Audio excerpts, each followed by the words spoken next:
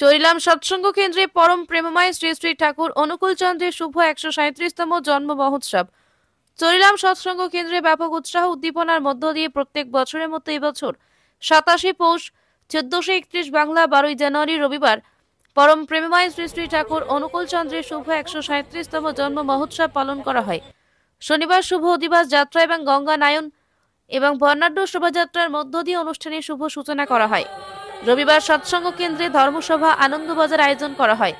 রবিবার বিকেলে উক্ত অনুষ্ঠানে উপস্থিত পশ্চিম ত্রিপুরা লোকসভা আসনের সাংসদ তথা রাজ্যের প্রাক্তন মুখ্যমন্ত্রী শ্রী বিপ্লব কুমার দেব চরিলাম সৎসঙ্গ বিহারে আয়োজিত উৎসবকে কেন্দ্র করে রাজ্য এবং বহিরাজ্য থেকে ধর্মপ্রাণ গুরু ভাইয়েরা সকলেই সমবেত হয়ে উক্ত অনুষ্ঠানকে মুখরিত করে তোলেন। পাশাপাশি এই উৎসবকে কেন্দ্র করে রাজ্যে বহিরাজ্যের বিক্রেতারা তাদের বিভিন্ন ব্যবসার সামগ্রী নিয়ে ব্যবসা পসরা সাজিয়ে বসেন।